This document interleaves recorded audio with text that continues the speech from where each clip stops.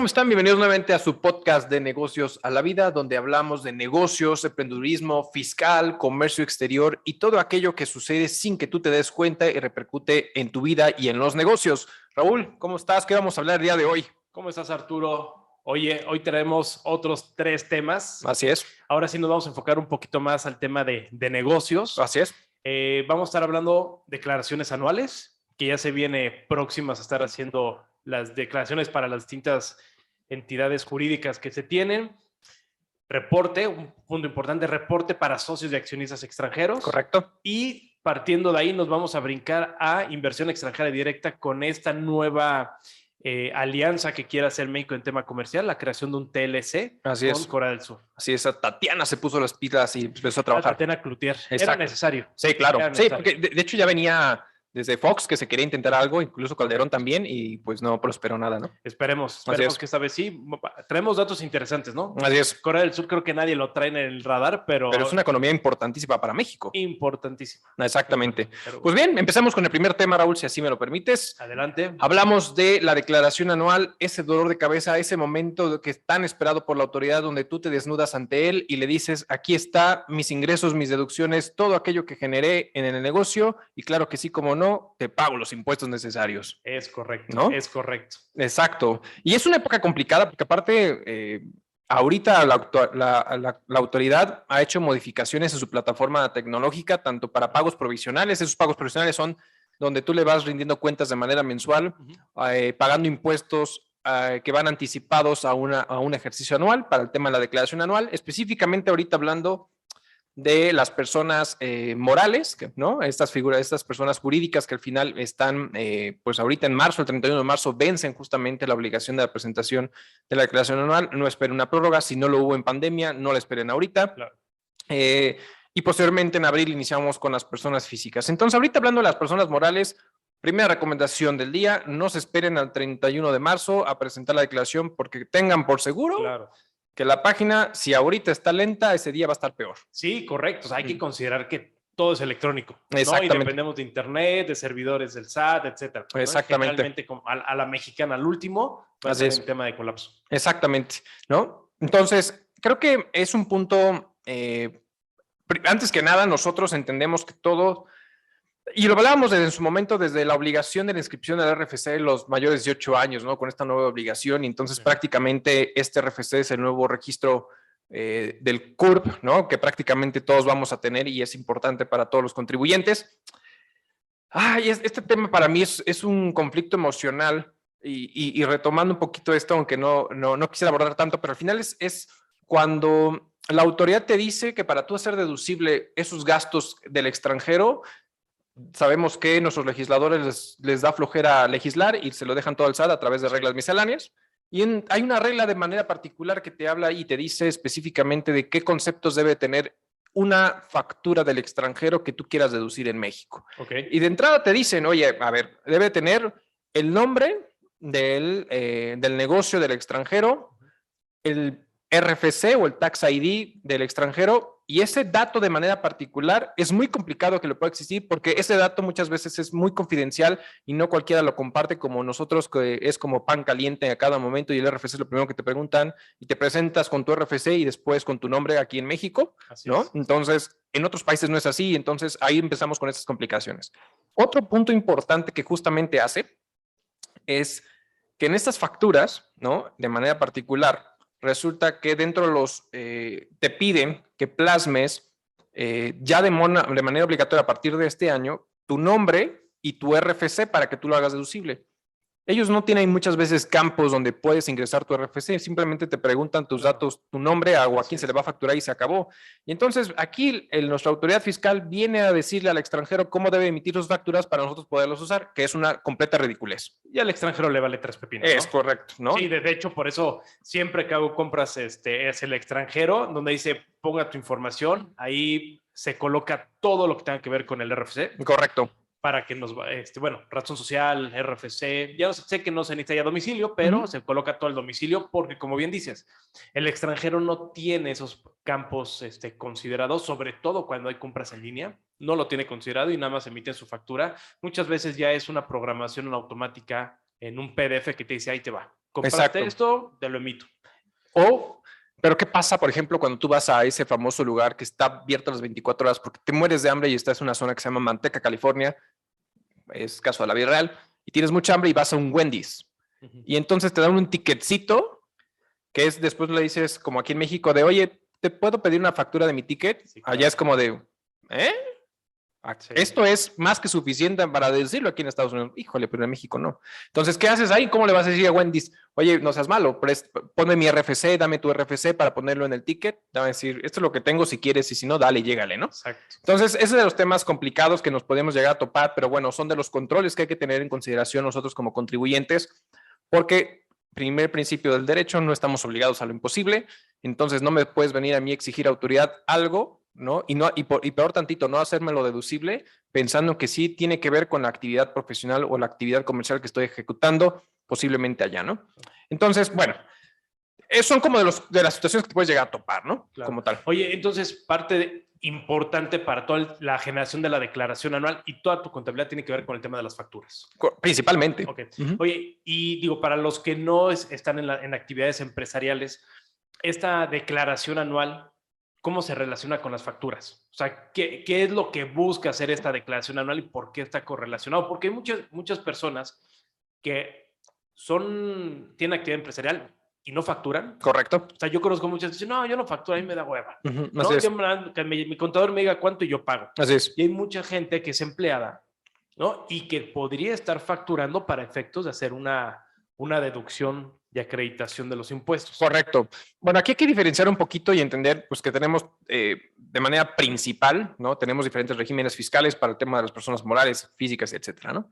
Pero, por ejemplo, para una persona física, en el caso concreto de la pregunta que estás externando es, las personas físicas asalariadas tienen la obligación de presentar una declaración anual, salvo ciertos supuestos. Es decir, posiblemente si no tengas ingresos superiores a los 400,000 pesos, donde estuviste trabajando para un solo patrón, etcétera, a lo mejor tu patrón hará el cálculo de ajuste anual y se acabó y no tienes que hacer nada.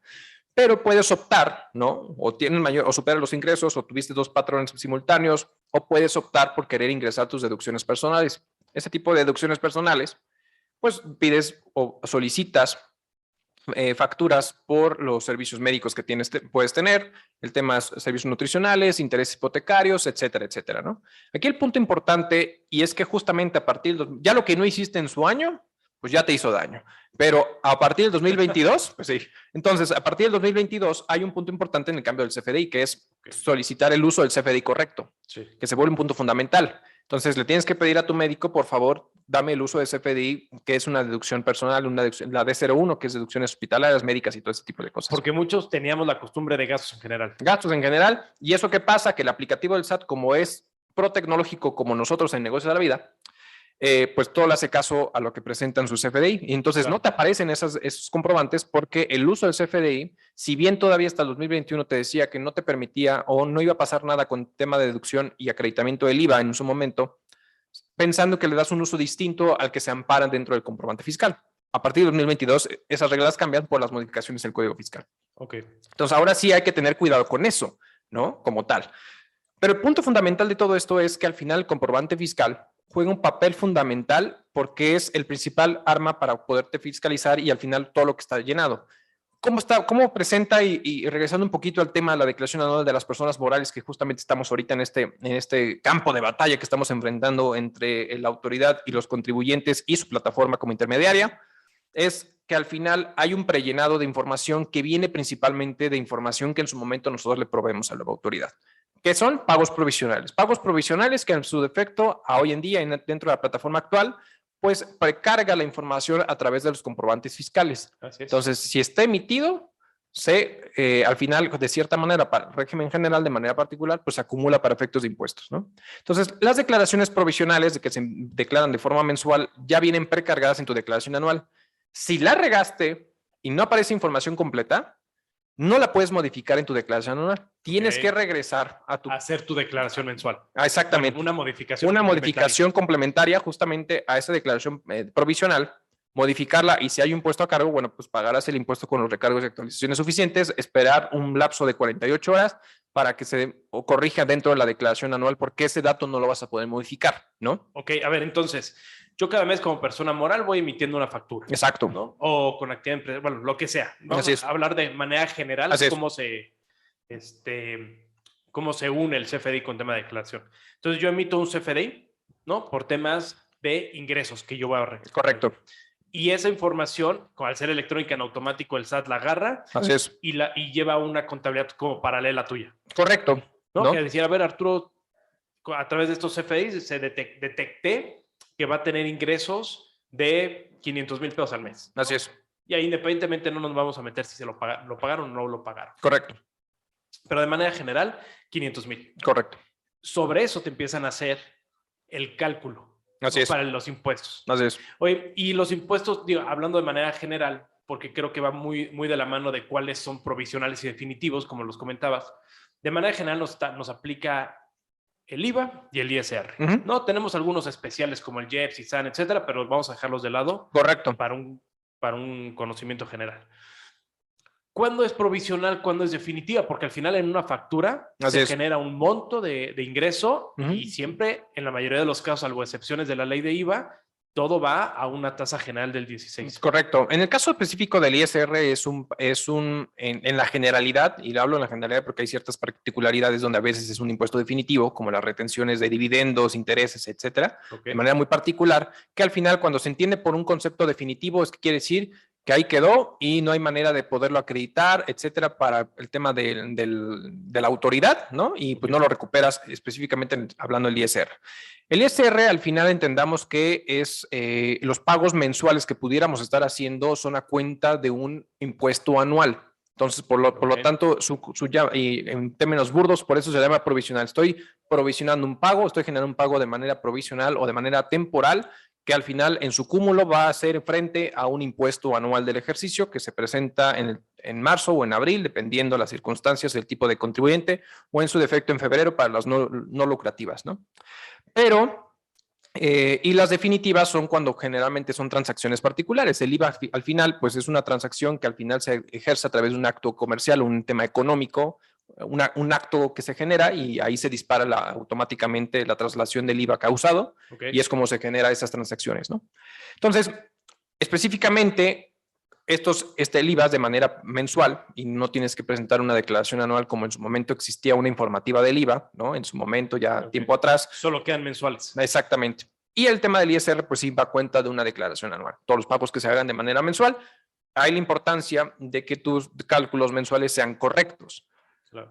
Pero ojo, ahí el tema justamente es controlar, el tema de los comprobantes fiscales es una herramienta poderosa para la autoridad justamente donde tiene mucha información y te puede fiscalizar a través de estos actos. Pero también hay otro apartado muy importante dentro de la declaración anual específicamente que tiene que ver con sueldos y salarios. Otro dato informativo que está precargado son justamente las nóminas y las retenciones, ya sea de honorarios profesionales, de arrendamiento y principalmente sueldos y salarios o asimilados dependiendo de las circunstancias, y ese apartado prácticamente ya está prellenado. ¿A través de qué? De los CFDIs que tú emitiste. Entonces, estos CFDIs pues ya están precargados, pero ojo muy, muy importante. Dentro de la ley nos dice que efectivamente se vuelve un gasto no deducible cuando no damos cumplimientos a las disposiciones fiscales y entre ellas la retención y el entero del impuesto correspondiente. Entonces, si estás atrasado en el pago de tus retenciones, que al final no es tu impuesto, es el del tercero, así es, no lo vas a poder ser deducible porque justamente la autoridad lo tiene bloqueado. Entonces, si la autoridad detecta esas diferencias entre lo que tú timbraste respecto al tema de las retenciones y no están enteradas en su totalidad, no vas a poder deducir en su totalidad o de manera parcial justamente la nómina, que es muchas veces pues equivale a un 30-40% del costo total del negocio, ¿no? Dependiendo del tipo de negocio, etcétera. Pero es un dato importante, ¿no? Que hay que contemplar porque ya viene precargado en función de ¿qué? De la información que tú le proviste a la autoridad, porque tú fuiste quien timbraste. Entonces, si tú te equivocaste en timbrar, hay que corregir. Si timbraste de forma errónea, te regresas, corriges el comprobante fiscal o lo cancelas o lo que tengas que hacer, o en su defecto, lo que muchas veces sucede es que le pones una fecha de pago que no es. Así es. Es decir, y ha llegado muchas veces a pasar cuando tú tienes nóminas semanales y tenemos un cliente que justamente paga los días martes, una situación así. Por azares del destino, algo pasó, el martes era 31 de X mes, y el día siguiente, miércoles, será primero del otro mes. La retención se dispara al momento del pago. El problema es que algo pasó con su banca y no pagó el 31, pagó el primero, pero timbró con fecha de pago el 31. Entonces la autoridad dice, tú me debes de ese mes estas retenciones que no me enteraste, y al mes siguiente tú le pagas de más por la información que tiene la autoridad. Es decir, tú le informaste a la autoridad que tú pagaste el 31 de enero, cuando realmente fue el 1 de febrero, y tú enteras, porque cuando surte el acto jurídico, cuando sucede el hecho, pues justamente el 1 de febrero. Y correctamente le enteras a la autoridad el 1 de febrero. El problema es que la autoridad tiene una información que tú le diste de forma errónea. Y eso es lo que muchas veces sucede. Entonces hay que tener cuidado con esa información que nosotros mismos estamos generando y que le estamos informando a la autoridad como tal. Oye, ¿y cómo, a ver, cómo hacemos esos ajustes? Ahí ya tiene un prellenado, pero si está mal, me tendría que ir a la declaración mensual. Pero ¿qué pasa con el CFDI? Ahorita lo que entiendo es que con el nuevo CFDI 4.0, en teoría ya no puedes estar haciendo, creo que cancelaciones después de CFDI, después de habiendo pasado el ejercicio fiscal. El efecto de la cancelación no importa si es el CFDI 3.3 o el 4.0, sino que la norma de proceso entra en vigor en el momento que se publica y es actualmente. Entonces, pues, la norma de procedimiento de cancelación, no importa qué tipo de comprobante o qué versión del comprobante estemos ejecutando, se tiene que seguir la misma norma de procedimiento. Okay. Aquí el punto es que cuando tenemos errores, justamente de nómina, muchas veces hay el conflicto de decir, chin, pues si lo corrijo puede ser no deducible. No, realmente sí hay una facilidad para estar corrigiendo esos recibos de nómina a más tardar el 28 de febrero. Ya estás tarde. Entonces, ¿para qué? Para poder corregir, porque muchas veces es cuando justamente en su momento existía esta declaración informativa de sueldos y salarios y era a través de esta declaración de la DIM y le informabas ahí, tenías hasta el 28 de febrero, etcétera, ¿no? Entonces, eso pensando para el tema de la deducibilidad, pero sí te tendrías, o sea, al final hay un tema de forma en todo este fondo que existe, ¿no? Entonces, sí te tendrías que regresar, corregir el comprobante, pero justamente dentro de los procesos actuales, tendrías que emitir el nuevo comprobante de forma correcta, relacionando al anterior, ¿no? Para corregir el previo, y cancelando al anterior, haciendo una relación de decir, pues se corrige porque había un error en este comprobante y justamente lo estoy corrigiendo con este otro comprobante que acabo de emitir, ¿no? Y se relaciona junto con todo con eso. Entonces es mucho más fácil poderle decir a la autoridad, pues sí la regué, discúlpame autoridad, pero aquí está estoy resarciendo mi daño de esta forma, ¿no? Entonces es la manera en que tendrá que ser, pero sí hay que regresarse para que se pueda corregir anual. Entiendo. Oye, y ya teniendo toda esta información, se hace la declaración anual. Y ya, voy, la presento. ¿Qué es mi resultado? O sea, la presento y ¿qué? La presentas y rézale al santo que más creas para que no detecte la autoridad diferencias que seguramente las va a detectar y te empieza a molestar en el ejercicio siguiente con esas famosas cartas de invitación, donde te dice, declaraste más deducciones o menos ingresos comparadas con los comprobantes fiscales. Como su comprobante fiscal es su forma mucho más sencilla para poder fiscalizar. Entonces, la autoridad lo que hace, su robot, no es que hay un monito atrás, sino que más bien su robot ya de manera electrónica detecta estas anomalías entre decir lo que tú declaraste en cuanto a deducciones autorizadas comparada contra los comprobantes fiscales que obran en su poder, que están timbrados hacia ti, ¿no? Entonces, si te dice, oye, pues si tú declaraste, voy a poner un ejemplo, 6 millones de pesos en deducciones autorizadas, cuando yo en comprobantes tengo que solamente hay 4 millones, pues hay una diferencia de 2 millones de pesos. Entonces, rézale al santo para que esté debidamente justificado esos 2 millones, porque efectivamente hay partidas que no están en un comprobante fiscal. Oye, pero lo que me refiero es, transmites la información, ya se hace la declaración, pero el SAT no te dice en ese momento, oye, ¿sabes qué? La cagaste, tienes este saldo a favor, bueno, este saldo en contra, este saldo a favor o algo. O sea, en ese momento no. No, al final, el principio de autodeterminación de impuestos, la autoridad cree que lo que hiciste fue correcto y pues lo que tú hayas autodeterminado, pues ya sea a favor, a pagar o lo que tú quieras y mandes, pues es lo que tú emites a la autoridad. O sea, yo transmito información, el SAT me la da por recibida, cumplo con mi obligación de la declaración. Así es. Y ya la autoridad ejerce su facultad por los próximos 5 años para ver qué te encuentras. Es correcto, es correcto. Oye, ¿y entonces en qué momento sale si debo algún impuesto o si tengo algún saldo a favor? En la propia declaración anual. En la propia declaración anual. Te lo arroja ya en automático. O sea, al momento de llenado de la declaración anual, ya al momento del resultado fiscal, te determina o se determina al final por tus propios papeles de trabajo, determinas justamente sí vas a tener un saldo a favor, porque a lo mejor en los pagos provisionales tuviste mayor número de pagos del impuesto han comparado al resultado fiscal que tuviste el anual, entonces esa diferencia te puede salir a favor y ya tú puedes optar, si tú así lo decides, por solicitar una devolución o en su defecto hacer uso del saldo a favor para compensarlo en periodos futuros, que también es válido, ¿no? O en su defecto, pues simplemente te podrá salir un saldo a pagar, porque ojo, el tema de la declaración anual, ¿no? El pago, o sea, al final, si te sale saldo a pagar, se concluye con el pago, no es como que ya le envié y pues a ver cuándo lo pago, no. Hasta el 31 de marzo, específicamente para personas morales, vence el 31 de marzo con todo y el pago. Entonces, si me sale a pagar, lo tengo que pagar, ¿no? No es como pues me espero 2 días más, 3 días más, porque entonces ya va con recargo. Entonces, ese es el punto que hay que tener en consideración. O sea, en marzo debe de tener la declaración anual y el pago. Correcto, correcto. Ahora, si me sale un sablazo que tengo que pagar, ¿lo tengo que pagar así todo en una exhibición? ¿Lo puedo ir prorrateando o qué? Pues tienes la opción para poderle solicitar. Las personas físicas es mucho más sencillo, entre comillas, porque generalmente hay facilidades donde te da la posibilidad de parcializarlo hasta 6 meses de forma automática sin necesidad de garantizar el crédito fiscal, ¿no? El tema es que para todos los demás personas, ¿no? que morales o de esta naturaleza, al final pueden optar, porque pues tienen ese derecho de poder optar y solicitar un pago en parcialidades, donde pagas el 20% del impuesto a cargo, se prorratea el resto con la tasa de prórroga que se puede llegar a ejercer hasta un cierto número de parcialidades, pero hay que solicitarlo directamente a la autoridad para que la autoridad lo apruebe y entonces te pueda generar las líneas de pago sucesivas. Y, por favor, guarden los comprobantes de pago, ¿o no? Pues deberían. Debería, porque luego pasa lo que te pasó, mi estimado.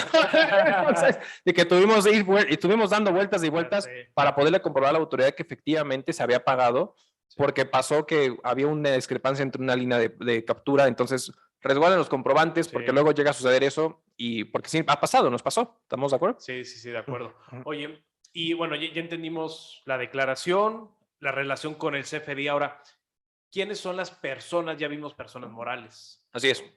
¿Quién más está obligado? Pues en este proyecto, pues están todas las personas, es que hay diferentes regímenes fiscales en las personas morales. Exacto, correcto, ¿no? Dependiendo de los títulos. Pero de manera general están morales. En las físicas. Las físicas. Así es. Con actividad empresarial.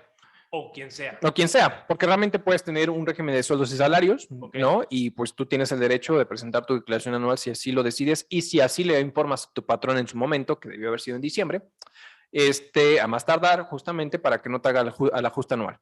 Pero realmente cualquier persona tiene el derecho a ejercer tienen la obligación y hay ciertas personas, específicamente de sueldos y salarios, que tienen el derecho de solicitar que hagan la declaración anual del ejercicio, ¿no? Ok. Oye, y para las personas que son empleadas, ¿tú lo recomiendas? ¿Recomendarías que se metieran a todo este relajo de estar facturando? Pues si realmente, lo que pasa es que va a depender mucho de tu forma de ejercer tu vida. O sea, si al final eres una persona, no sé, y voy a hablar al aire, ¿no? Si eres una persona que al final, de cierta manera, no, a lo mejor en esos momentos no eres padre de familia o madre de familia, o no estás casado, o si estás casada y simplemente eres de esas parejas dinky, ¿no? Double income, not kids, ¿no?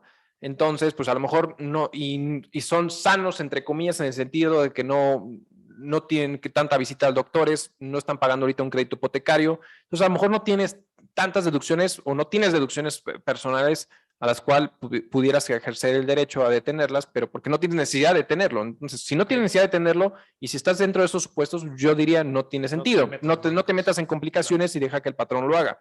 Pero va a depender cada una de las situaciones, ¿no? A lo mejor dices, soy esta persona, ¿no? Tengo sueldos y salarios y a lo mejor tengo una inversión por ahí. De entrada yo te diría, sí pídela, ahí sí yo sí te diría que sí, porque generalmente aunque tengas estas dos, cuando tienes el tema de las inversiones te genera un interés y tú acumulas el interés real. Y hoy estoy seguro que tienes pérdida. ¿Por qué? Porque traemos una inflación del 7.36. Claro. Entonces, dependiendo el valor nominal del interés que te está generando el rendimiento justamente de tu inversión comparado con la inflación, estoy seguro que puedes tener impuestos a recuperar porque te retuvieron sobre el capital invertido promedio, ¿no? Entonces, ahí es cuando vale la pena, pero hay que analizar cada situación de manera particular, ¿no? Perfecto. Oye, Arturo, yo tengo una última duda. A ver, ¿cuándo son las fechas? Porque dijiste que depende de persona moral, persona física, eso, ¿qué dijiste? Hay las personas, sin actividad no, sí, no, las no lucrativas. No Las del lucrativas. título tercero tienen la obligación de estar presentando su declaración en febrero. Okay. Respecto al tema de el remanente distribuible, si es que existiese, pero al final hay que presentar esta declaración informativa de manera particular. Las personas morales, régimen general, coordinados, agapes, multinacionales, en fin, tienen justamente en marzo, ¿no? Y las personas físicas tienen la obligación a más tardar el 30 de abril. Eso de a más tardar no significa que no es, o sea, al final es muchas veces, este año de manera particular, la autoridad abrió el aplicativo de la persona moral mucho antes, a diferencia del año pasado o antepasado, no me acuerdo, donde había una limitante y prácticamente lanzaban a partir del 1 de marzo el uso, abrían la aplicación para tu presentar la anual. Este año fue desde antes, entonces eso permitía justamente, tuvimos contribuyentes, personas morales, que en febrero ya habían presentado su declaración anual, ¿no? Okay. Entonces, ojo con eso nada más, porque para materia laboral te puede generar una PTU y pues la ley laboral es muy clara y te dice que hay que pagar la PTU a los 60 días de haber presentado la declaración anual. Entonces, si la presentas de febrero, no necesariamente es en mayo, ¿no? Sino Claro, que pudo se pudo haber recorrido justamente abril, entonces dependiendo el sapo o la pedrada. Oye, ¿y si no la presento a tiempo?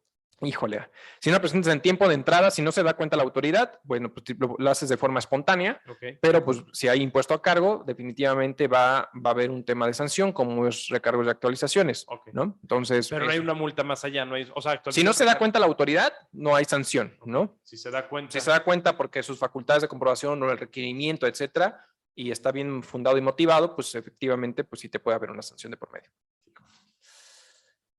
Está bueno, sí está complicado, es la chinga que se llevan todos los contadores. Correcto. Año con año. Oye, y de ahí, y partiendo de estas fechas y que son declaraciones anuales, ¿qué te parece si vamos con el siguiente punto? Correcto. ¿No? Que un tema importante, sobre todo para las empresas transnacionales. Así ¿no? es. Empresas de inversión extranjera directa, que es la declaración anual, ¿no? Para socios y accionistas extranjeros. Correcto, la relación de socios y accionistas extranjeros.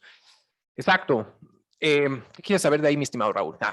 Todo. Mira, fíjate que parte de la experiencia hay muchas empresas que tropiezan en esta parte, porque esta declaración debe ser de manera anual. Correcto. Muchas empresas no lo hacen. Es correcto. ¿no? Dicen, si yo lo presenté, ¿cuándo no? Pues cuando se constituyó la empresa. Así es. O cuando hubo alguna gestión o algún tema con el SAT, lo gestioné, mandé mi formatito 96. Correcto. Y ya. Así es. Y cuando llegan nuevos requerimientos, dicen, oye, la autoridad te dice, oye, me lo tuviste que haber presentado. Así es. Y no me lo presentaste. Correcto. Entonces, quisiera como que le diéramos un poco el contexto de a los que nos escuchan, este formato es para qué sirve, cuál es la intención y para qué, o sea, qué es lo que le ayuda a las empresas o para qué la autoridad, mejor dicho, necesita saber si son extranjeros o nacionales. Correcto. Sí, efectivamente, dentro de toda acto comercial, un día de mañana usted puede tener una idea de negocio y a lo mejor tiene inversionistas de por medio y puede ser un extranjero, ¿no? Que así lo deben de manifestar en el acta constitutiva. Correcto. Debe haber una cláusula que habilite justamente inversión extranjera y eso trae consigo diferentes obligaciones legales y fiscales, etcétera, ¿no? Como entre ellas justamente de entrada dar aviso a la Secretaría de Economía a través de la Relación Nacional de Inversiones Extranjeras, el famoso RNIE, donde se le avisa a la autoridad, se inscribe la entidad y se avisa que hay capital extranjero invertido en el negocio, ¿no? Cuando exista algún cambio, etcétera. Entonces, de entrada son obligaciones formales. Vivimos en un país de muchas formalidades. O sea, si generalmente escuchamos de que hay que pagar impuestos, pero esos impuestos se disparan por muchas formalidades que hay detrás. Entonces, la carga administrativa en cuanto a las formalidades para que la autoridad tenga más control son excesivas, son bastantes, pero que hay que cumplir porque podemos estar sujetos a sanciones, ¿no? Dentro de estas, justamente, está todo lo que tiene que ver relacionado con los socios accionistas. Ojo, todo esto viene principalmente en materia de lo que hay que ver con el tema de RFC en el artículo 27, ¿no? Dentro del artículo 27, para que no nos confundamos, tenemos esta obligación de que cada vez que exista un cambio estatutario en la parte orgánica, ¿no? De los socios accionistas en cuanto a su participación, en cuanto al objeto social, en cuanto al al control efectivo de la sociedad, etcétera, hay que estarlo manifestando cuando ocurra, ¿no? Okay. Entonces, esto es, cada vez que ocurra un cambio dentro de una sociedad, hay que estarlo avisando. Esto viene muy claro justamente en el artículo 27. Y eso es algo que justamente el año pasado y el antepasado estuvimos escuchando de no se te olvide presentar tu aviso de cambio de socios y accionistas, un escrito libre a través de mi portal, etcétera, etcétera, para avisarle cualquier cambio que pudo haber surgido desde la Constitución hasta ese momento, si hubo un cambio dentro de la estructura orgánica de la sociedad. Pero eso es punto y aparte. Ahora, ¿qué pasa con estas sociedades donde puedes tener una inversión de un residente en el extranjero, como puede llegar a suceder constantemente? Hay mucha inversión extranjera en México y que justamente ese será nuestro tercer punto muy interesante. Pero este punto es que al final hay inversión extranjera que muchas veces y lo decíamos hace ratito, tu nuevo CURP o tu nueva forma de identificarte es que para todo tienes que tener RFC, ¿no? Correcto, sí. Para todo. Sí. Así, cuando te vas a casar, tienes RFC y sí te puedes casar. Perfecto, ¿no? Entonces, si no tienes RFC, no te puedes casar, no puedes tener hijos, no puedes hacer nada, ¿no? Entonces, ahorita justamente existen residentes en el extranjero que no necesariamente tienen la obligación de inscribirse al RFC porque no son residentes mexicanos, porque ellos están bajo la legislación de su país, pero están invirtiendo justamente en el negocio o en México a través de una entidad, ¿no? Así es. De hecho, existe justamente por reglas misceláneas un RFC genérico para socios y accionistas extranjeros que se ve manifestado justamente en el acta de asamblea que el notario debe asentar sí o sí, porque si no también ya hay sanción para los notarios. Entonces, ante esta situación, dado que no están obligados a inscribirse al RFC, el mismo artículo 27 que tiene que ver con la relación a efectos del justamente el Registro Federal de Contribuyentes, es que si no estás obligado como residente del extranjero sin establecimiento permanente en el país, es decir, que no tengas una sucursal o un domicilio fiscal en México como residente en el extranjero, por lo tanto no estás obligado a inscribirte. Pero eso no te exime de informarle a la autoridad que tú tienes inversión en México a través de una sociedad.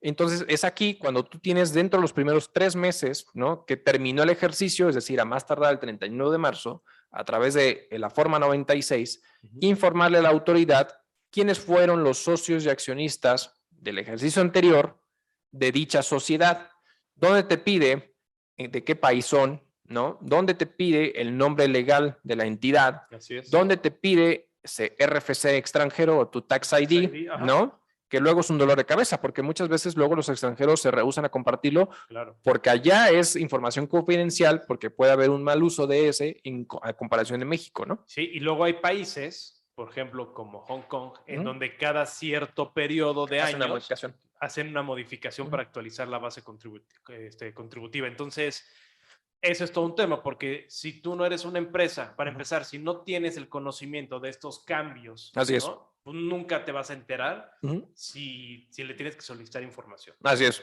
Y dos, si lo sabes, debes de tener esa costumbre de estar requiriendo la información para asegurar que estés declarando el correcto. Que ahí entramos al punto que dices. Muchas empresas no lo dan porque es información confidencial. Correcto. Aquí lo utilizamos para todo, porque es la forma que tiene el SAT de amarrarnos y cobrar impuestos. Es correcto. Pero para otros es un tema que tiene más confidencialidad en un tema de negocios y su relación con el gobierno. Así es, exactamente. Entonces, aquí sí hay que informarle a la autoridad de manera anual, justamente dentro de los primeros 3 meses, estos cambios que pueden llegar a surgir. Con independencia de otras obligaciones formales, como lo comentábamos, si existe algún cambio ante el RNIE, bueno, pues también se tendrá que informar a la Secretaría de Economía. Pero para efectos fiscales hay que estarlo informando justamente en esos primeros 3 meses, porque es muy común tener inversión extranjera en nuestro país, es muy constante y justamente eso es lo que genera, pero hay que cumplir con esas obligaciones formales que es ese dato fino que viene en la legislación, es lo que muchas veces puede darle dolor de cabeza a los contribuyentes o a las personas, porque justamente es donde la autoridad se puede amarrar y decir, y ojo, a lo mejor en sus facultades de comprobación, en una detección, ¿no? De que, no, en esta formalidad no viene, si viene en ese momento no te puede sancionar por ello, a lo mejor después te va a requerir que lo tengas y puede haber una sanción de por medio, ¿no? Que a mí me ha pasado mucho con clientes que cuando va el SAT a auditar, te dice, oye, necesito comprobar, o tú demuéstrame que tus socios o accionistas, incluso por ahí también raspan a representantes legales. Es correcto. no tributan en México. Así ¿no? es. Aunque diga que es Shenzhen Itzan Inc. o Corporation Exacto. y con la dirección donde tú quieras, Así es. te dicen, puta, a mí no me consta. Así es. Me tienes que notificar. Correcto. Que llega a ser a veces, viéndolo desde el punto de vista al momento de defender, llega a ser un poco absurdo. Así es. Porque lo único que quieren es una formalidad. Porque en este trámite no te pide nada. No te pide nada. Nada más lléname un formatito, manda la información y te creo lo que tú me mandas, Arturo. Exacto. Pero cuando en un acto de fiscalización o de revisión por parte de la autoridad, tú se lo entregas, te dicen, no, yo como sé, necesito tu formato 96. Exacto. No, vas, Exacto. lo presentas que es un Excel. Así es. Y ya te dicen, perfecto. Ese sí vale, porque, sí vale. porque el documento legal apostillado, traducido y traído al país, ese no cuenta. Sí, no, literal, o sea, he tenido literalmente certificaciones o apostillados conforme al convenio de la Haya. Sí. Y no lo quieren reconocer, güey. O sea, si te dicen, está perfecto, pero lo tienes que presentarme en el formato 96. Sí, correcto. Oye, güey, pero ese es un Excel, sí, ¿no? Sí. O sea, tu formalidad es un Excel y yo traigo un apostillado. Pero bueno, por eso es importante que consideren las empresas transnacionales pues sí, ya se considera transnacional o de inversión extranjera, que tengan que hacer estas declaraciones de manera anual. Correcto. Y que no hay sanción, hasta donde tengo conocimiento, en este caso no hay sanción si la presentas de manera extemporánea. Así es, sí, no hay sanción si la presentas de forma extemporánea, siempre y cuando la autoridad no detecte, porque justamente si dentro hay sanciones administrativas que cuando estás obligado a presentar información o documentos o declaraciones a la autoridad y no haberlo hecho, puede haber una sanción administrativa, una multa, ¿no? Así es. Entonces, sí, tal cual, ¿no? Pero bueno.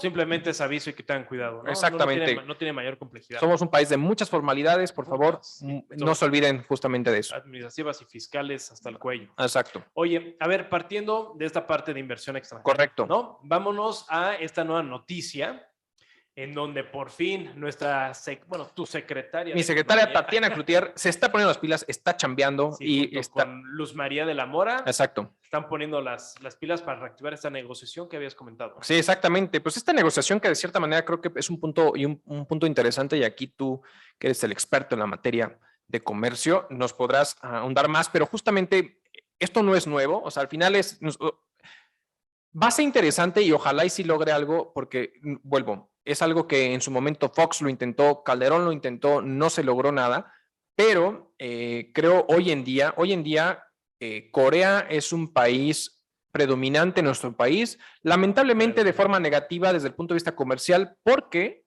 no exportamos tanto de lo que importamos. Correcto. E importamos un chorro de cosas. Sí. O sea, realmente si no me equivoco, es la tercera economía más grande de importaciones. O sea, fuera de Estados Unidos, que Estados Unidos se lleva el premio fundamental, está China y está Corea. Entonces, Corea justamente es un país importante en la relación comercial con México, brutal. Muy importante. Y fíjate aquí un dato curioso. China está por encima de Corea, pero por nada, en el intercambio comercial, pero ojo, cuando hablamos de inversión extranjera directa, Corea es de los principales inversores en México, ¿no? Correcto, exactamente. En México hay más de 2,000 empresas de procedencia coreana. Así es. ¿Y qué pasa? Porque muchas veces nada más pensamos, es que está Samsung, está Kia, está LG o alguna otra que tienen un renombre comercial. Así es. ¿Qué pasa en las cadenas productivas? En las cadenas productivas resulta que existe una cadena de suministro que a veces, Arturo, literalmente traen una empresa de procedencia extranjera únicamente para producir y entregar en la cadena productiva en México un tornillo. Exacto. Una mariposa, una parte plástica. Entonces, hay muchas marcas, principalmente muchas empresas, principalmente manufactureras, que no tienen una marca comercial. Correcto. Pero estamos hablando de 2,000 empresas. Así es. O sea, es bastante de considerar. Así es. Y partiendo de esto, lo que se ha buscado por esta importancia con Corea del Sur es hacer un tratado de libre comercio. Y aquí voy a hacer una pequeña precisión porque tiene que ver mucho con el tipo de negociación que se va a hacer. De manera general, y me voy muy general porque eso es un tema bastante amplio, pero tenemos dos diferentes tipos de, digamos, negociaciones internacionales. Así es. Uno es un tratado de libre comercio y uno es un acuerdo de complementación económica. Así es. ¿Cuál es la diferencia? Cuando tú hablas de un acuerdo de complementación económica, como dice el nombre, nada más vamos a complementar nuestras economías a través de un intercambio comercial específicamente de una industria. Así es. ¿No? Tenemos uno con Brasil, que es el AC55, en Así es. donde tú y yo nos relacionamos únicamente en el sector industrial. Correcto. Todo lo demás me vale 3 pepinos y no nos vamos a meter. Así es. Entonces, se pueden hacer de manera ilimitada la cantidad de acuerdos que son, también se les llama complementarios o parciales, en donde van enfocados a una industria. Correcto. Ahora, ¿por qué hago esta predicción y traemos el antecedente de la inversión? Porque cuando tratamos un tratado de libre comercio, estamos hablando de una negociación, digámoslo, global, ¿no? En donde generan aspectos de propiedad intelectual, temas de desarrollo de pymes, en algunos casos. Últimamente se han generado tratados con desarrollo de pymes. Así es. Tenemos reducción de aranceles, tenemos temas de inversión extranjera directa, tenemos temas de licitaciones, incluso en donde puede venir otro país a licitar o hacer la explotación de algún servicio contratado o entregado por el gobierno. Correcto. Por eso si han escuchado, últimamente ha habido mucho relajo con el tema de la reforma energética. Sí, cañón. En donde Estados Unidos y Canadá tienen ahí la mano levantada porque dice, oye, güey, tú quieres cambiarme en las reglas del juego de un tratado de libre comercio que tenemos y que tú firmaste. Correcto. Entonces, a eso va. Entonces, cuando hablamos de un TLC con Corea del Sur, suena algo muy atractivo porque no solamente es importar con un arancel Correcto. menor. Claro, que importa, o sea, es muy importante para el tema de la economía porque si hay muchos productos electrónicos, de industria plástica, Corea, aunque no lo creas, bueno, maybe sí, luego te pones tus cremitas y todo eso, pero Corea es de los principales países o que están en la vanguardia de la industria cosmética. Correcto. Muchas personas importan productos electrónicos, temas de belleza, salud, etc. Así es. Entonces, el traer a este país con un TLC puede generar un muy buen empuje en el tema económico. Sobre todo, creo yo, y digo, mucho para las pequeñas, ¿cómo llamarlo? Las pequeñas empresas. Las pequeñas empresas o esas personas físicas que están haciendo sus temas de e-commerce, creo que se van a poder de manera inmediata, cuando esto entre en vigor, van a poder aprovechar, además de todos este tipo de empresas como Kia, LG, Hyundai y demás, porque van a poder importar de manera directa. Exacto. Sin un pago de arancel o un pago de arancel reducido. Sí, no, y la verdad es que creo que Corea ha venido creciendo con el paso del tiempo, incluso en cuanto yo creo que puede ser comparable hasta cierto punto en cuanto al tema democrático, muy similar a México, solamente que pues allá no hay impunidad, porque hace hace unos años, no me acuerdo, justamente metieron al bote al exministro justamente de Corea por desvío de recursos, etcétera, etcétera. Como lo deberían de ser aquí, ¿no? Correcto, sí, correcto. Por ahí al Bronco ya. Al Bronco, ¡pum! Se la cumplió el influencer, ¿no? Sí, ya ojalá haga algo Obrador. Claro, ¿no? Entonces la verdad es que es algo bueno, pero bueno, justamente Corea en esta parte económica ha ido creciendo de manera brutal. Es un país que tiene celebrado alrededor de 17 tratados con 50 y tantos países. Pertenece al TPAT o quiere. No, ese es el que quiere, pero más bien está en el uno que es creo que se va hacia Asia. Hacia exactamente. En donde juega con México. Porque ya lo manifestó. Antes incluso de que salga en mayo de este año el ministro que está actualmente, ¿no? Quiere ver si logra ingresar al TPAT. Exacto, tanto el TPAT como la Alianza Pacífica. Exactamente, ¿no? Exactamente. Y que ahí, digo, muchos dirán, oye, ¿para qué chingados? O sea, ¿en qué nos van a beneficiar que México tenga un tratado con Corea de manera directa? Además de que se encuentren en otros 2 tratados en donde México también ya está, como es el TPAT y la Alianza del Pacífico. Así es. Aquí, digo, eso ya es un tema más de negocios, de estrategias, pero cuando tú te vas a los textos legales de los tratados, hay algunos que son más laxos. Exacto. En temas de reglamentación de origen, en temas de inversión, en temas de propiedad intelectual, unos más robustos. Así es. Entonces, cuando hacemos una negociación, tú y yo, Arturo, decimos, ¿sabes qué? Vamos a hacer la negociación, pero nos apegamos conforme a tal tratado. Exacto. Entonces ahí es donde termina siendo un juego muy interesante. Así es. en donde tú puedes generar esas negociaciones, acuerdos, Ujú. en alguno de los tratados o acuerdos que se tienen Así es. para Como un modelo, fortalecer usarlo esto, como un modelo, básicamente. ¿no? Hacerlo como un modelo. Que de hecho en el TPAP, si no me equivoco, Estados Unidos se salió, ¿no? Con Se Trump. salió, fue de los primeros Sí, que lo impulsó, exacto. ¿no? Y al Ujú. final dijo, me voy. Me voy. Ujú. Supuestamente quieren regresar porque China ya solicitó su ingreso. De Estados Unidos. No, no, no. No, China es de al ahí. TIPAD. Claro, sí. Sí, sí, Entonces, sí. o sea, imagínate, tienes a todos los Claro. países ya con relación Así es. y el único que te bloqueaba la entrada se fue. Exacto. Venga, entra Sí. Ha completamente. estado un poco detenido, ¿eh? Fíjate Sí. que el TIPAD no ha sido tan explotado como se pensaba. Sí, correcto. Sí, no, ahí estoy de acuerdo contigo. Pero digo, regresando un poquito a esta situación, pues mira, simplemente sacaron el TECMEC que creo que en un año, si no me equivoco, cuando con Obrador, ¿no?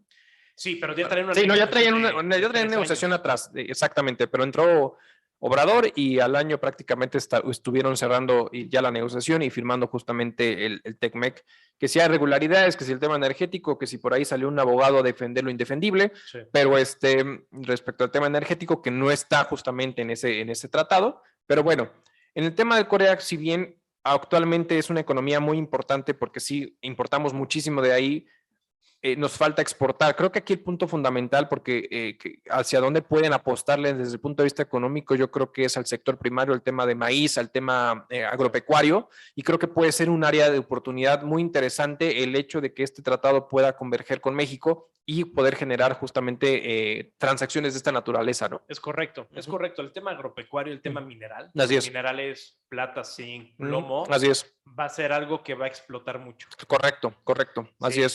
sí va a generar una buena apertura y para importación vamos a tener mucho beneficio en temas electrónicos, ¿no? Pues es que son Dispositivos principales es el principal en temas de almacenamiento, circuitos electrónicos. traen muchas computadoras, equipos Exacto. O sea, modulares. y la verdad es que ese es el punto. O sea, al final, tú cuando volteas a ver de los mejores celulares ya son coreanos, de los mejores equipos de cómputo ya son coreanos. Entonces, Corea, la verdad es que en equipos de televisión ya son coreanos, ¿no? O sea, le está comiendo el mercado a Sony, por ejemplo, ¿no? Entonces, ese es el punto donde entiendes la naturaleza y la fortaleza de este país que está teniendo justamente a nivel mundial, el crecimiento que está teniendo, cómo está, porque aparte es de las mejores economías mundiales que hay, Sí, ¿no? Entonces, sí. está muy cañón y qué interesante que vengas o que se pueda llegar a cerrar algo con ellos, ¿no? Justamente para poder aperturar el mercado y siempre sabiendo que este tipo de tratados, las grandes empresas sabemos que siempre van a estar generando transacciones con este tipo de empresas, pero bien aprovechado un tratado le puede beneficiar a los MIPIMES, obviamente sabiendo qué ofrecer y hacia dónde ofrecerlo y cómo ofrecerlo, porque puede suceder que al final tú en este TECMEC luego puede llegar a suceder, oye, pero es que yo no veo frutos el TECMEC como un pequeño empresario. Pues hay que entender un poquito de a lo mejor entender si hay un tema de calidad, si hay un tema de cadena de suministro, si hay un tema de logística, algo que al final le pueda repercutir a que tu tercero interesado prefiera seguir importando de China, a lo mejor, a pesar de que paga aranceles, ¿no? Porque algo no le estás llevando, no le está funcionando, ¿no? Claro, y también hay que tener muy en cuenta el tipo de tratado o los socios comerciales con los que tienes. Correcto. ¿No? Estamos hablando que un TEMEC, que de hecho es de los tratados más importantes, que el más importante que hay, estamos hablando de que estás en un país, hay países desarrollados, ¿no? Que está Canadá, Estados Unidos, que lo que buscan es el consumo. Así es. Y quien es la mano de obra es México. Es correcto. ¿No? Entonces, aquí como lo que se busca son artículos ya de un alto valor agregado que se manden a Estados Unidos, posiblemente las pymes choquen con ese tipo de accesos a través del TEMEC. Pero, por ejemplo, si tú te vas al TIPAT, ¿no? En donde sí hay un compromiso que les llaman los tratados de nueva generación, que traen muchos más conceptos y uno de ellos es apoyar a la economía y a las pymes. Así es. Te puedes ir a través del TIPAD, por ejemplo, en donde sí te pueden dar un apoyo que posiblemente el TEMEC no lo tiene tan marcado. Así es. Por ejemplo, para llegar a Canadá. Correcto. A pesar de que en el TEMEC están México y Canadá, hay más fuerza y más apoyo si te vas por el TIPAD que por a el buscar TECMEC. a una pyme para llegar a Canadá. Okay. Entonces, sí es importante estar viendo cuáles son los tratados que más nos convienen, cuál es el perfil de cada uno de ellos Así es. y tener cuidado, ¿no? Correcto, correcto. Tener cuidado porque nos puede jugar a favor, nos puede jugar en contra. Así es. Generalmente, casi siempre que se hace un tratado de libre comercio, el quien empieza a salir un poquito raspado pudiera llegar a ser la industria nacional. Así es. De inversión definitivamente. nacional o de inversión extranjera, pero puede llegar a pegar porque sobre todo en Asia llega a haber muchos países donde tienen una mano de obra un poco más barata. Correcto. ¿No? En donde pues, los propios ya no tienen que mandar a México para hacer un componente, por ejemplo, para Hyundai o para LG, ya lo hacen del propio Corea. Así es. Y simplemente ya lo importan, posiblemente a un costo más económico. Entonces, siempre hay sus pros, sus contras. Correcto. Espero que lo trabajen de manera muy inteligente. Así es. Nuestros representantes ahí con la señora Tatiana Cloutier y Luz María de la Mora, que es la subsecretaria de Comercio en la Secretaría de Economía. Pues bueno, hay que ver. Ojalá que entre más apertura, más dinero, más economía y pues bueno. Pues a ver cómo procesar. Ojalá, creo que va a ser un tema interesante y pues no sé si quieres añadir algo más, Raúl. No, sería todo, señor. Señor, pues muchísimas gracias a todos por estar otra vez con nosotros. Suscríbanse, estamos en todas las plataformas de audio. Comparta, estamos en YouTube. Denle la campanita para que justamente les llegue las notificaciones cuando subimos un nuevo video, que son todas las semanas. Comparta, por favor, comente y pues muchas gracias. Y valoren, den 5 estrellitas ya en las plataformas de podcast. Exactamente, pues muchísimas gracias a todos. Un saludo a todos los que nos acompañan todas las semanas y hasta luego. Hasta luego, nos vemos.